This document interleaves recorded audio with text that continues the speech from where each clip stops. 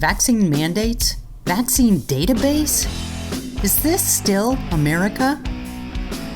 That's the topic of today's Bold and Blunt, and I'm your host, Cheryl Chumley, giving you a Christian conservative look at today's news, politics, culture, and events. And before I get into today's show, vaccine mandates, the vaccine database that's being discussed, vaccine passports, Anthony Fauci with the booster, second booster, third booster, only until you have 3 boosters will you be considered fully vaccinated type of science, all that and more. I want to give a quick mention that if you enjoy Bold and Blunt, which I hope you do, go to WashingtonTimes.com, find my hyperlinked name, Cheryl Chumley, click on it, scroll to the bottom of my commentary, and there are some easy directions on how to sign up for my 3 times a week newsletter, Monday, Wednesday, and Friday, that contains all my commentaries that I write all week long at the Washington Times, along with my twice weekly Tuesday and Thursday Bold and Blunt podcasts. And you should also check out Bold and Blunt, which is offered on the platform for Christian faith-based podcasters. It's called edify.app/podcasts. Go there now. If you're near a computer, type it in, go there now, check it out. There are tons of faith-based podcasts offered for your listening pleasure at that platform. Among them, I'm happy to say, proud to say, humbled to say, Bold and Blunt. And for my regular listeners of Bold and Blunt, look, thank you. Thanks for listening in. I truly appreciate your support. So let's talk about vaccine mandates and vaccine passports, and where are they all in America? More importantly, where are all these vaccine mandates, vaccine passports, vaccine database discussions headed? From the New York Post, just December 7th, let me read you this brief summary. A federal judge Tuesday blocked a national COVID-19 vaccine mandate that would have required private government contractors to get their shots, dealing yet another blow to the Biden administration's jab push. I gotta say, I'm not a big fan of the jab, the word jab. You got your jab yet? The government wants you to get your jab. Not a big fan. Wish we would just call it the shot or the vaccine or the vaccination, whatever. But anyhow, back to New York Post. The mandate set to take hold January 4th was the latest White House coronavirus directive, that means order, to face a temporary court injunction. Who is the White House to give free American citizens orders/directives anyhow, right? Back to the story. The court ruling and previous similar related decisions indicate that it is increasingly likely that the debate over vaccine mandates could wind up in the U.S. Supreme Court.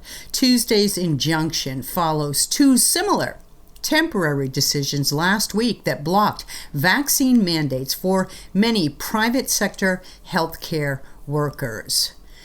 Joe Biden's vaccine mandates getting slapped down by courts everywhere. But truth be told, even Joe Biden believes that the court should be smacking down his vaccine mandates. Isn't that what he said? Isn't that what he said on the campaign trail? After he said that he was going to impose a mandate for all U.S. citizens to take this vaccine, to take this vaccination. And then there was a short pause in the White House as they found their copy of the Constitution, and their legal team quickly scoured through it and found, hey, it doesn't say where you can do that, Joe. And he backtracked. And then since he has said that he could not impose a mandate for vaccinations of all American citizens, and yet he's gone ahead and tried to do it anyhow. And he has his super slick salesperson, Jen Psaki, selling every day from the White House platform, the White House stage, that this is, so good for the American public because nothing works like a forced vaccination to stop the tide of the coronavirus from spreading, even though science at the same time, simultaneously, admits, acknowledges, confesses that the vaccine does not really stop the spread of the coronavirus, even among vaccinated individuals. That's why we hear from various vaccinated individuals from time to time, when the media allows their stories to make it to the national airways, to make it to the national press, that they were fully vaccinated and yet still tested positive for the coronavirus. So that leads me to wonder, is it the vaccines themselves that are bad, or is it the test kits themselves that are bad? Which came first, the chicken or the egg? That's one of those cocktail party questions that keep people enthralled for hours. Too bad this question involves the liberties of American citizens and the health and safety and security of American citizens and the ability of American citizens to exercise their medical free choice, something that used to be accepted as norm, but now during this last going on 2 years of coronavirus crazy has been flipped to turn into something unpatriotic. If you're an individual now in America who insists on exercising your individual liberty and insists on exercising your right to self-determine your own medical direction, you are deemed unpatriotic, a danger even to society. Thus, the vaccine mandates were born, because who knows best what's best for you better than government? And yet the courts, thankfully, the courts are stepping in and actually issuing sane, logical, constitutional even decisions. And so this is a good thing for America. And now, though, here come Democrats, right? Democrats with reportedly 80 Republicans in the House to take this whole coronavirus clampdown to the next level. Let me read you this from Technocracy News. 80 House Republicans voted with Democrats on Tuesday to pass the Immunization Infrastructure Modernization Act. And let me just make clear here that the Tuesday we're talking about is the November 30th Tuesday, because this news story was penned on December 2nd. Anyhow, back to this act, which, the story goes on to say, if passed by the Senate and signed into law, would fund a federal vaccination database. According to the bill, also called H.R. 550, the government, I'm still reading from this article, would provide $400 million in taxpayer funds to fund, and now come the quotation marks, citing from the text of the bill, immunization system data modernization and expansion, end quote. You know that quote came from the bill, because normal people don't talk that way, only bureaucrats do. Anyhow, the story goes on to say, a system otherwise defined as, and here comes the air quotes, or the actual quotes again, a confidential population-based computerized database that records immunization doses administered by any healthcare provider to persons within the geographic area covered by that database, end quote. And that, of course, is a citation right from the text of H.R. 550 once again. Now the story explains that the text of the bill actually specifies that it is an expansion of the Centers for Disease Control and Prevention, the CDC, and public health departments that are at issue here, that are being discussed. So it involves the feds, as well as state and local health departments, as well as public and private healthcare providers. These are all partners in the data sharing that ultimately feeds into the federal government system. System/database, that's the discussion. Okay, now here is the big controversy. The controversy should be over the idea of the federal government having access via a database of American citizens' health information, immunization records, vaccination status, and so forth. But the bigger controversy that has emerged in the press is the fact that Congressman Dan Crenshaw, a Republican from Texas, is denying the criticism of this bill over a vaccine database system. He is calling those Republicans who have painted H.R. 550 as containing a provision that opens the door for the creation of a federal government vaccine database as being loons. This is what Crenshaw said at a recent campaign event in Texas, talking about the fact that he's been under the gun for actually voting, for being one of the 80 House Republicans who voted for H.R. 550. He said, "We have grifters in our midst." And what he's talking about when he says midst, he's talking about in the Republican Party. He's calling out his fellow Republicans, some of them as grifters. And specifically, as you read on and learn more about the context of his statement, he is calling out those Republicans who are affiliated with the House Freedom Caucus as grifters. In other words, Trump supporters, the ones who criticize the fact that 80 House Republicans voted for a largely Democrat piece of legislation that in the end opens the door for the creation of a vaccine database. Well, Crenshaw denies that, first off. He says the legislation does not do that, but then he goes on to criticize his fellow Republicans. "We have grifters in our midst," he said. "Not here in this room, I mean in the conservative movement. You heard online," he goes on to say, "that 80 Republicans voted to track you in a vaccine database. If it sounds too ridiculous to be true, it's probably not true," is what he said.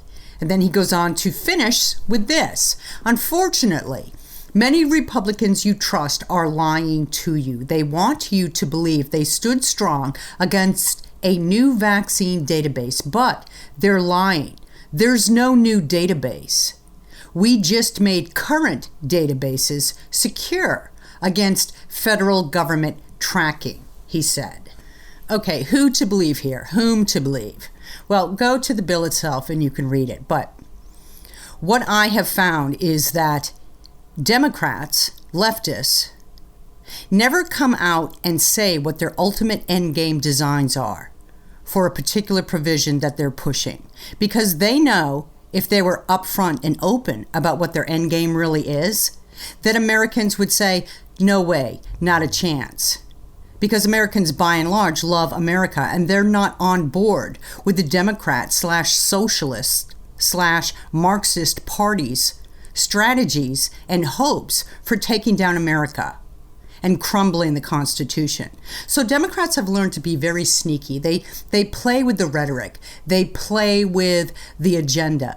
They pretend, they disguise, they duck, they dodge. They say one thing, they do another. And what they're also very clever about doing is taking an inch here, pushing an inch there, furthering an inch there, and then suddenly they have reached the end zone and they have a win. And they do it in small, short hops and skips. Oftentimes, so you barely notice what's taking place. So one Democrat will open a door with a piece of legislation without explicitly stating where that piece of legislation will end up. Another Democrat down the line will take up that legislation that now has been passed into law and bring it down the road a little bit farther, a little bit further toward a collectivist design.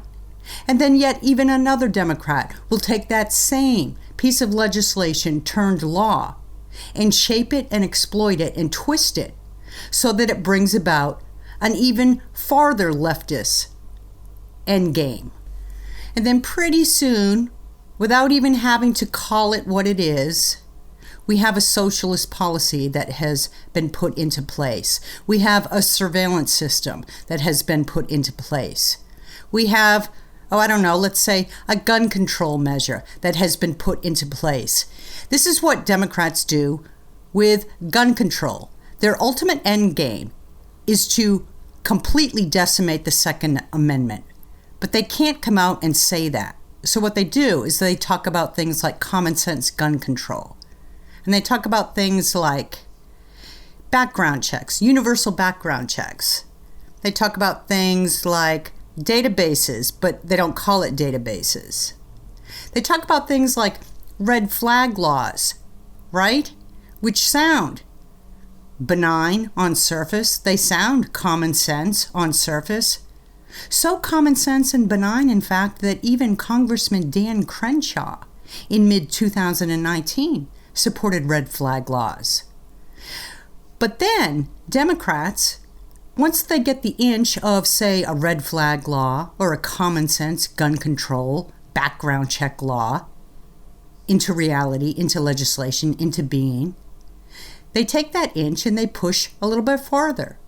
They push it down the road until ultimately, blink, blink, blink, asleep at the wheel, next thing you know, we Americans have a Second Amendment that is gone. So you have to be careful. You have to watch what Democrats say and do. And more than that, you have to watch what Democrats don't say and don't do. You have to understand the Democrat mentality, which is really akin to something China might push, right? China isn't about the immediate political wins. China is about the generational takeover, the cultural takeover, so that political wins become automatic because the culture has been shaped to become in line with the political will of the Communist Party. So this is how Democrats are, right? They'll take their wins wherever they can get them. They'll change the rhetoric. They'll disguise and deceive. And in their little pieces of legislation, they're not going to state up front, we are creating a federal database where every free individual citizen of the United States will import their vaccination status, and Health and Human Secretary so-and-so and the federal authorities in the health sector, in the health bureaucracies, will have access to that data. They're not going to come out and say that. So you have to look at what they say in their legislation, and you have to look at where Democrats want the legislation to lead and what their ultimate end game is with that legislation, keeping in mind that Democrats are all about control, control, control, big government, bigger government, biggest government of all, total clampdown on individual liberties. God-given liberties, what is that? That's where Democrats are leading America. And my guest today, Dr. Sal Giorgianni, he is a senior science advisor for the Men's Health Network, and he has over 40 years as a practicing clinical pharmacist. And I can't wait to hear what he has to say about vaccine mandates. Dr. Sal, thank you so much for being on Bold and Blunt. I really appreciate your time. My pleasure. Thanks for having me on the program. So let's talk about these vaccine mandates and what's taking place in Congress right now. What is your issue with H.R. 550? Well, this is I believe that's the immunization. Yep. The immunization database. Yes. Yes, it is. Well, there's an axiom: you don't collect information unless you're getting ready to use the information for some reason. And I'm still very unclear as to why this information is being proposed to be captured. On my understanding of this legislation, it isn't just limited to COVID immunizations; it's for all immunizations. It isn't just limited. While HHS is the agency that's going to keep, maintain, and develop this database. Also, my understanding in the legislation is that it will be shared across all federal agencies. And why that is built into the legislation, I really don't know. It also will be shared with state public health departments. It ostensibly notes that the information will be population-based, but it seems to me that you can't really accumulate that information unless you have demographic information on the individuals. So my concern is, what is the information going to be used for? Will it be something where the government will send out agents to remind you to get vaccinated? Will it be something where they track what your vaccine preferences are? Will it be used to, for example, CDC just came out with guidelines that hepatitis vaccine is recommended for all adults over 65. Will it be something to mount a campaign to get all individuals vaccinated against hepatitis? Why would they want to share it with agencies across the federal government? You know, when you think about what goes into a VA database, an IRS database, or even a postal database, That's an awful lot of information. And what my concern is here, that we are looking at a large linked database structure that is just one big step more towards federal mandated, federally controlled universal health care, second shot at elderly care. Yeah, it's actually starting to seem very China out there. This is supposed to be America, where your medical decisions are individual. The government is not supposed to have a say in your medical decisions. And yet here we are creating a database of information with 80 Republicans that are in favor of this. What is going on with that? Well, I scratched my head 2 or 3 times, Cheryl, and tried to understand why they would favor collecting that kind of data. For example, on the banking data, there was also a proposal to collect banking data at a very low level, low monetary level, and Republicans objected to that, rightfully so, I believe, very strongly. So why they are acquiescing in this instance, I simply don't understand. But I think that was a strategic mistake on their part, or maybe they just didn't understand the legislation, or maybe they didn't look deeply enough at the implications. You know, one of the things that handling COVID from a federal level has shown is what universal federally run health care might look like, where governors, senators, President of the United States, bureaucrats in Washington are determining how you should be treated, when you can get access to medicines, how the medicines and vaccines are going to be distributed, who's in line first, who's in line last, and then also, very importantly, not advising, informing, and persuading, but cajoling, mandating, and essentially punishing for not complying with the federal view of how you should be cared for. I don't think that's what the Founding Fathers had in mind when they decided that the structure would be limiting federal powers and investing as much as they can in state. I think that's completely opposite of that. Yeah, and I don't think Founding Fathers had in mind with the 10th Amendment, States' Rights Amendment, the ability for a New York mayor or a New York bureaucrat to mandate vaccine mandates on private businesses. What do you see going on in New York City right now with these vaccine mandates being imposed on private industries? It's not just New York City. It's right. Many parts of the country. I live in Florida, and we have just the opposite sort of dynamic here. And I think it is really a philosophy of big government versus limited government. And that, I think, is where this whole crux lies. So I try not to be a political pundit, but I also, moving it into the domain of medical and health care, patients have a right to self-determination of care. It's clear, it's one of the things that is held sacred, that a patient has the right to make a decision about what they'll receive, when they'll receive it, or what they will decline and when they'll decline it.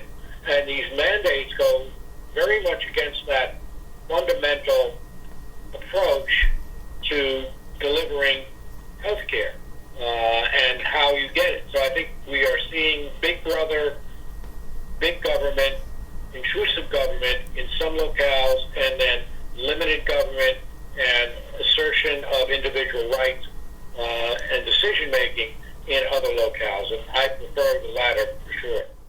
So you're a medical professional, and as you just said, you prefer to stick with medical and health issues over politics. So let me ask you this. Why are we still pretending like the coronavirus is an emergency?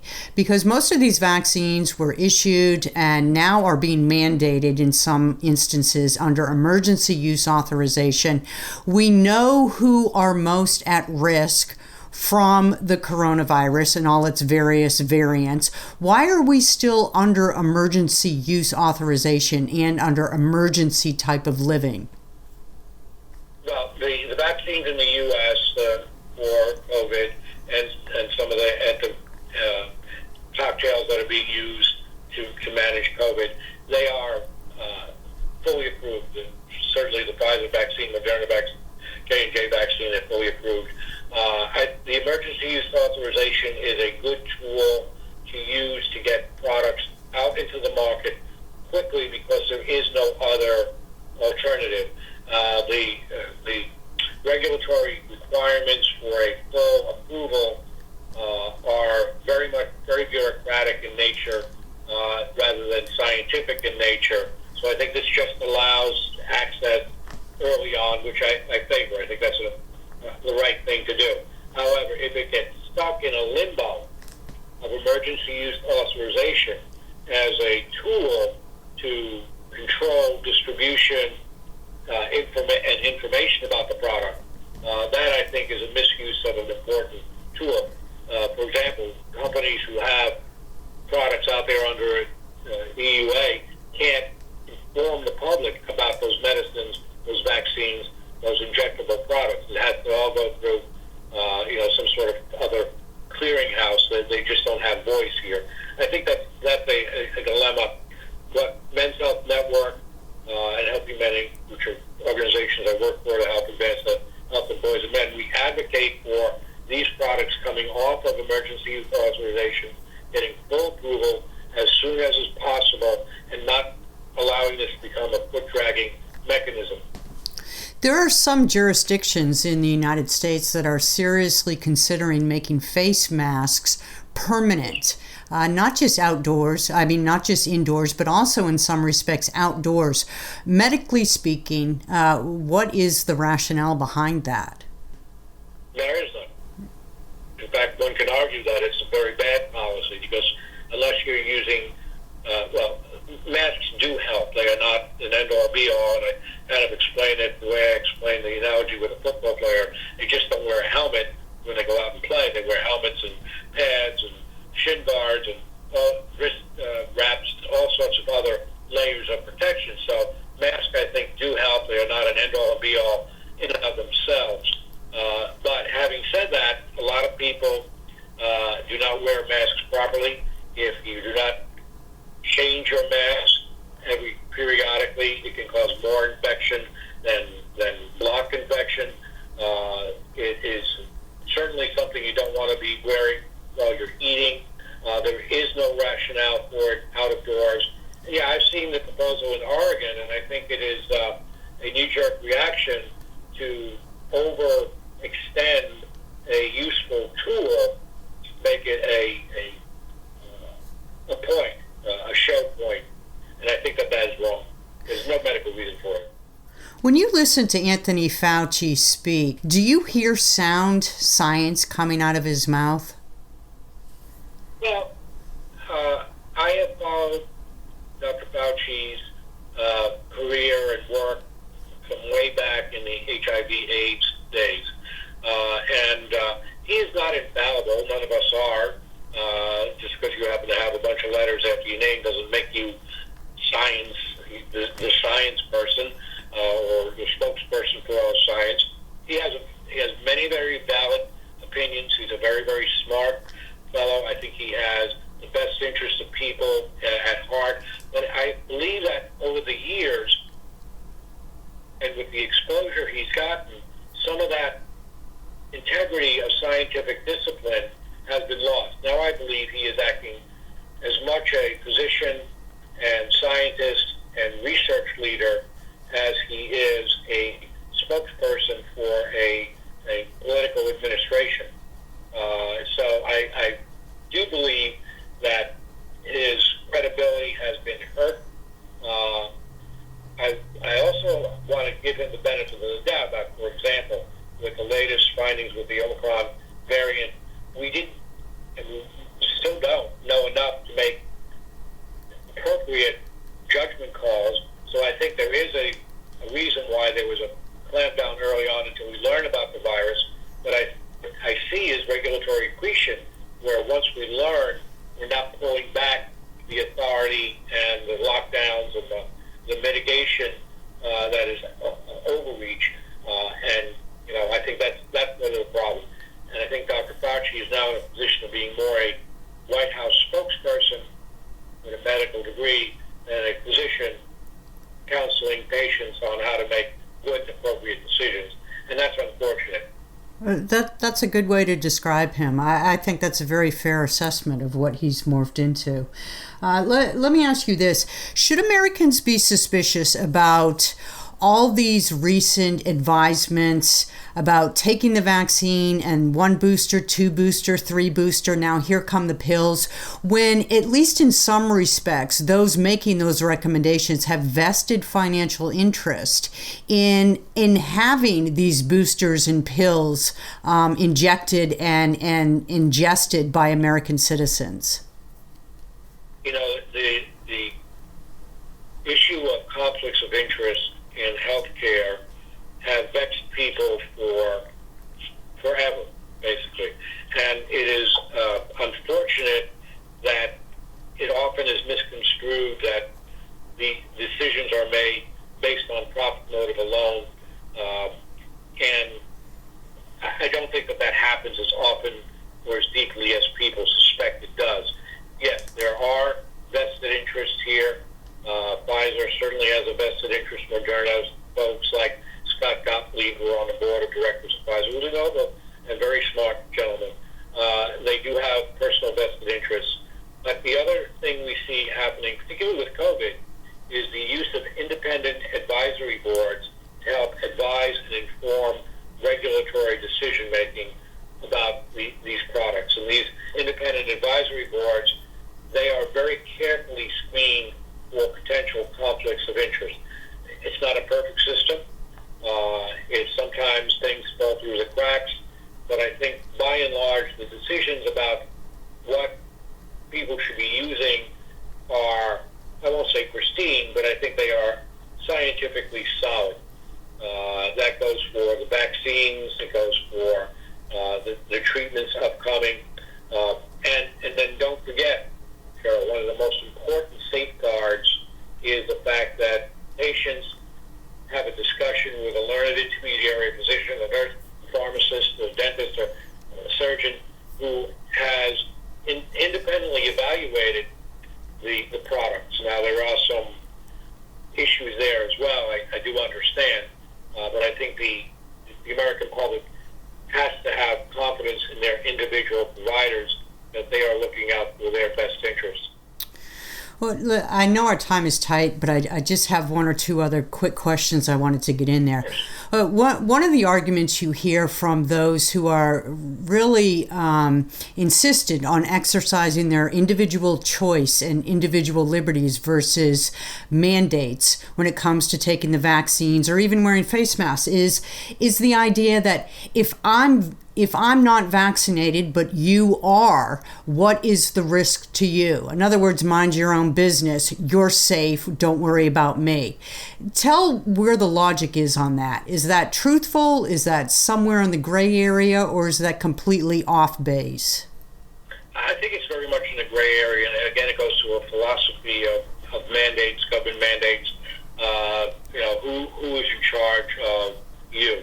There are, I think, we made an awfully good point earlier on, as we moved on beyond the acute emergency situation, and I think unless we see Omicron or the next variant coming up to be a super bug that is resistant to vaccines and resistant to therapies, I think we're moving now into a dynamic where COVID is becoming an endemic, that is, it's around forever, like the general flu or other communicable diseases. So I think that early on there was a need to help protect the population, and that's where population health care, or public health, comes into play to put in certain things that limited restriction of activity for a specific period of time for the greater public good, but to continue them on now where we have substantial percentage of the population vaccinated, substantial control over COVID. I think we're moving too slowly into a self-determination scenario.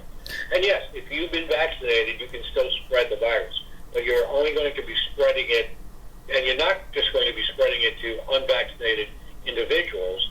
Of course, you'll be spreading it to vaccinated individuals, but the vaccinated individuals have made a decision to be vaccinated because they are on a escape severe disease, and the unvaccinated feel that they have, the humoral, they can fight off that disease without a vaccine. So, but you can't impose the benefit of society on individuals forever when it comes to public health matters. There has to be a point where you give in or give up.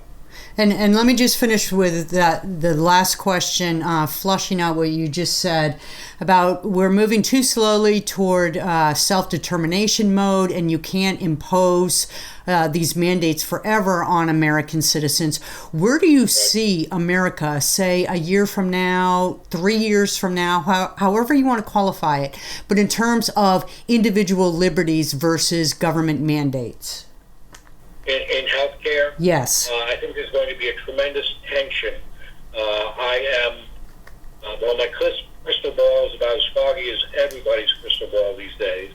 I do see a move after this COVID scenario is finally done with, and we're at a stage where it's endemic.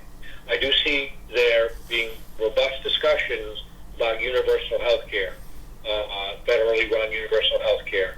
That, I think, runs the risk of removing your individual relationship with an individual healthcare provider, and then Uncle Sam wants to be your doctor. And I think that is something that gives me grave cause for concern, particularly since I've seen how it plays out in the modern era with the COVID pandemic management. Yeah, just look at the VA and what veterans have to endure for health care, government-run health care. Dr. Sal...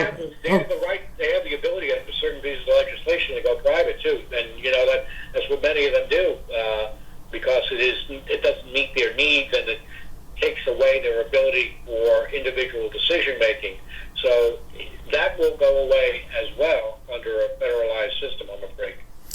This was a great discussion. Dr. Sal, thank you so much for being on Bold and Blunt. I would love to have you back again to discuss this more, especially as the vaccine mandates probably, most likely, continue to be pushed into effect. Thank you very much.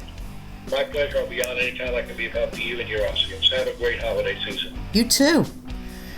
Well, the good news is the Senate did pass a piece of legislation sitting in the House side now for debate and discussion that would reel in and bar and prohibit Joe Biden's vaccine mandates from being pushed onto private employers. The bad news is, of course, Joe Biden has already come out and said he is going to veto it.